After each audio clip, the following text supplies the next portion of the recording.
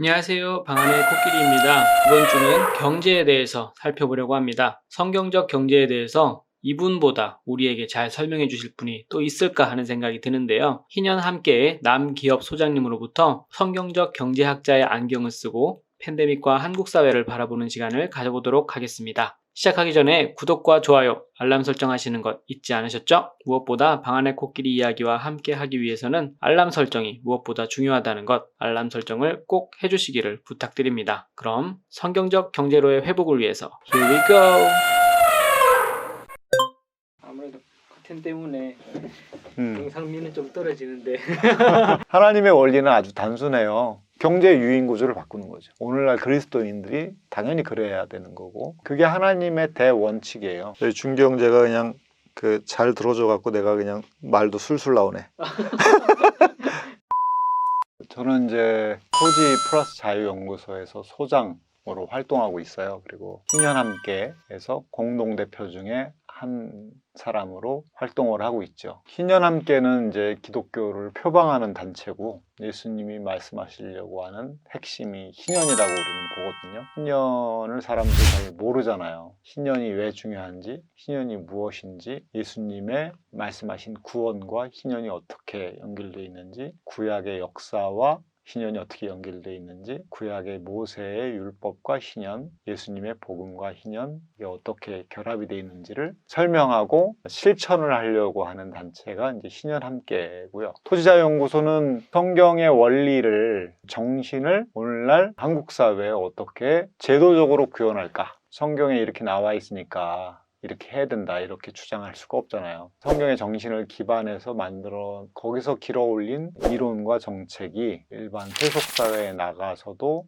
탁월함을 입증할 수가 있다, 이런 생각을 가지고 있죠. 그런 정신을 가지고 이론과 정책을 만들어서 제시하고 국회나 행정부에 또 언론에 영향을 주려고 계속 애를 쓰고 있죠.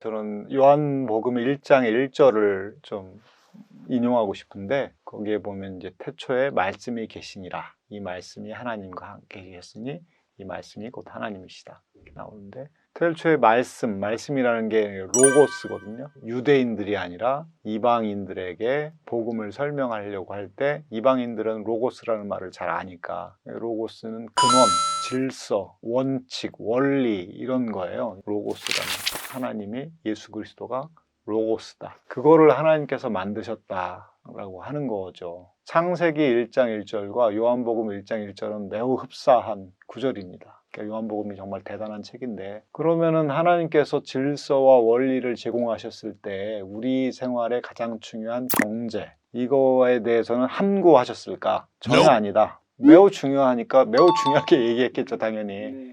예, 우리가 육신을 입고 있고 먹고 사는 우리가 존재이고, 그렇기 때문에 원리와 원칙을 분명하게 성경이 우리에게 제시하고 있고, 믿는 사람만 따라야 될 게 아니라 이 우주 만물에 따라야 될 근원적인 법칙을 제공하신 거다. 저는 성경을 그렇게 봐야 된다고 봅니다. 그냥 믿는 사람만 따라야 되는 그런 법이 아니라. 근데 하나님께서 만드신 법을 보면 인간이 만들지 않은 천연자원, 땅, 자연 환경, 이런 거는 모두가 함께 누리라고 우리에게 주신 거거든요. 그게 하나님의 대원칙이에요. 모두가 함께 누려라. 사랑과 정의의 하나님이면 당연히 그렇겠죠. 인간이 만들어낼 수도 없는 천연물을, 토지를 소수가 독점하고, 토지가 없는 사람은 땅 가지고 있는 사람에게 예속돼서 살아가고, 이건 하나님의 법이 아니죠. 근데 그 법을, 소수가 독점하면 안 된다라고 하는 법을 이 사회는 계속해서 지키지 않고 있고, 오히려 소수가 독점해도 된다라고 하는 법으로 일관해 온 거거든요, 지금. 그거를 일반적인 용어로 말하면 자본주의. 자본주의는 천연물에 대해서도 사고 파는 대상이고, 거기서 나오는 이익을 거의 대부분 그 소유자가 누리도록 하는 제도적 시스템을 갖추고 있죠. 그러니까 토지를 사용함에 있어서도 오남용하고, 자연자원도 오남용하고, 산을 깎아서 개발을 하고, 뭐 이런 일이 비일비재하게 일어나잖아요. 팬데믹 현상, 코로나19라고 하는 거는 바이러스가 우리에게 온 건데, 박쥐라고 하는 곳에서 기인했다 그러잖아요.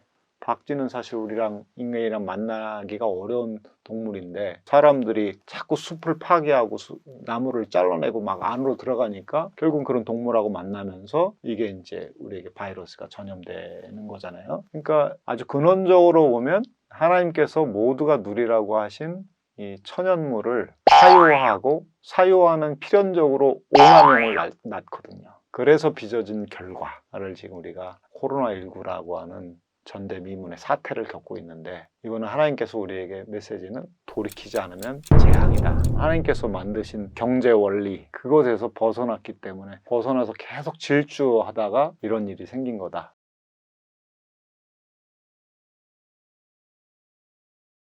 원인이 있으니까, 팬데믹 현상이 일어난 원인이 있으니까 원인을 제거해야 되겠죠. 하나님께서 주신, 모두가 누리라고 주신, 후대 사람들도 같이 함께 누리라고 주신 이 천연물을 사유화하는 방향으로 극단적으로 달려왔는데 공유화하는 방향으로 턴해야 되겠죠.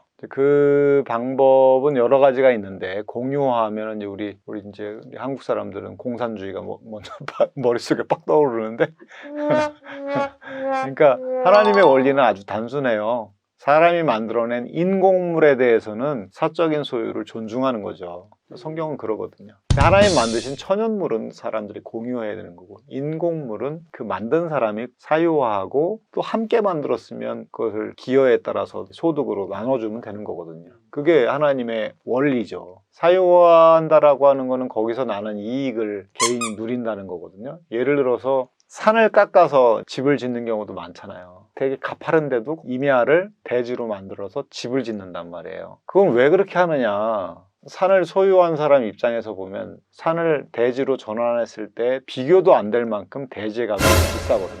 상승하면 그 중에 일부를 부담금으로 내고 거의 대부분을 산 주인이 가져간단 말이에요. 제가 뭐 하나님의 법이나 이런 거에 관심이 없었으면, 이익을 극대화하고 싶으면 당연히 내가 산을 깎아서 그걸 만들고 싶죠. 만약에 근데 산을 깎아가지고 대지로 만들었을 때 가치가 올라가면 올라간 만큼 사회가 그것을 환수해서 같이 누린다라고 하면 땅 주인, 저는 그렇게 안 하려고 그러겠죠. 그 뭐하러 그렇게 하겠어요? 뭐 생기는 것도 없는데. 토지에서 발생하는 그 이익을 땅 주인이 사유화하기 때문에 토지 사용의 오남용이 발생하는 거거든요. 그런 게 자연 파괴의 원인 중에 하나고, 난개발이 일어나는 거죠. 집이 너무 부족해가지고 그러면 집을 짓는 거냐?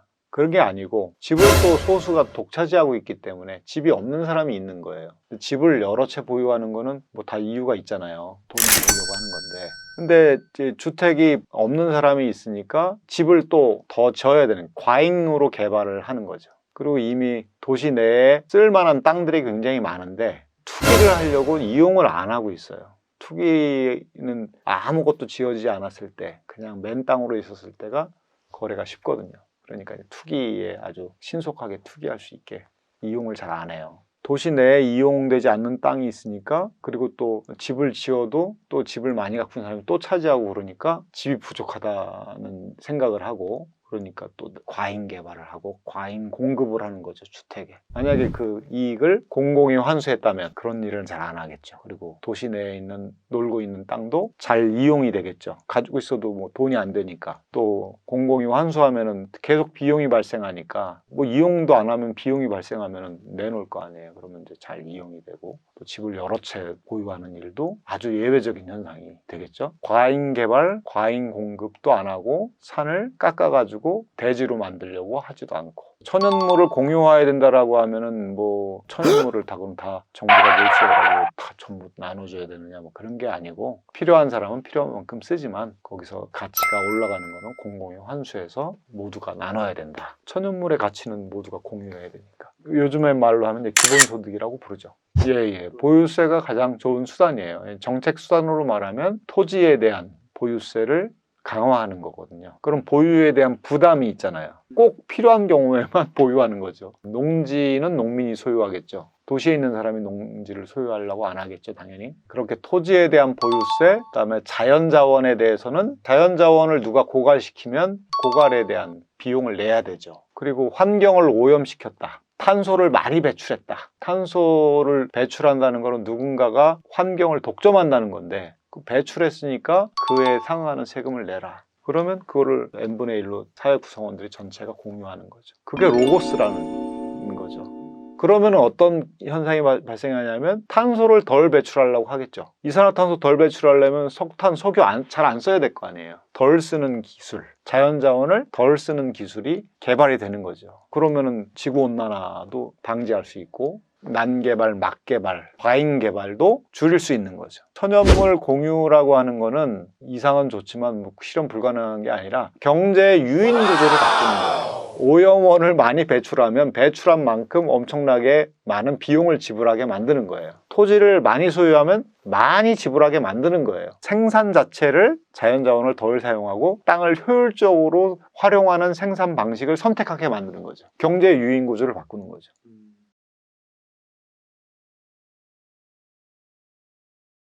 천연물을 공유해야 한다라고 하는 거는 신념정신의 핵심에 해당돼요.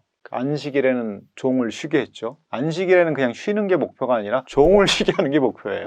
동물도 쉬게 하는 게 목표예요. 안식년에는 그냥 땅 많이 갖고 있는 사람이 쉬는 게 목표가 아니고 종을 자유롭게 풀어주고 부채에 짓눌린 사람을 해방시켜주고 노예를 해방할 때는 그냥 해방하지 말고 먹을 걸 충분히 줘서 보내게 하고 그리고 이제 안식년을 7번 지난 다음에 그 다음 해를 희년이라고 하는데 희년에는 땅까지 돌려주는 거죠. 땅에 대한 평등한 권리, 천연물에 대한 평등한 권리를 최장 50년이 되면 한 번씩 확인시켜주는 거죠. 토지는 모든 사람이 공유해야 된다라고 하는 정신이 희년 안에 아주 강하게 박혀 있는 거죠.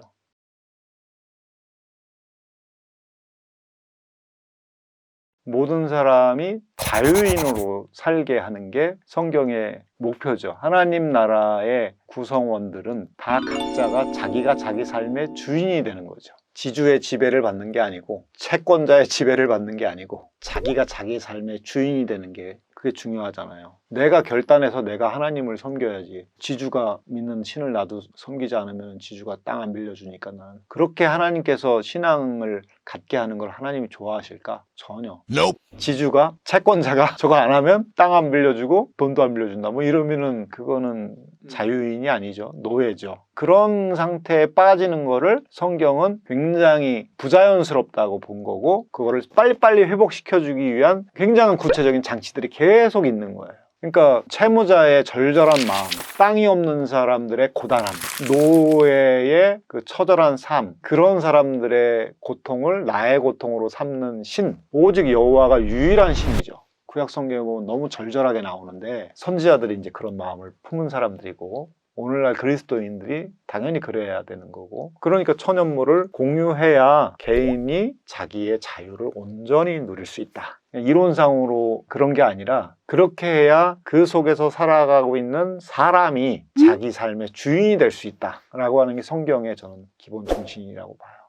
진실된 만남을, 참된 만남을 갖기 위해서 그러려면 자기가 내 삶의 주인이 돼야 되고 그러려면 천연물에 대해서 평등한 권리를 누려야 되고 근데 그거를 이 사회는 극단적으로 천연물을 사유화하는 방향으로 치달았고 그래서 불평등이 심해졌고 급기야 환경 재앙까지 우리가 맞게 된 거죠.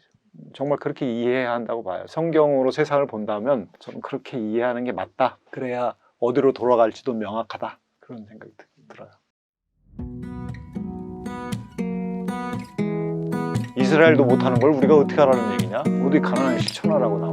중세 근대에 와서 근데 이제 우리가 역사를 어떻게 이해해야 되냐면 개인적 차원에서 우리가 교회 내에서는 사회 전체적으로는 신년이라고 하는 것은 단순히 사회경제적인 개혁 프로그램은 아니고요.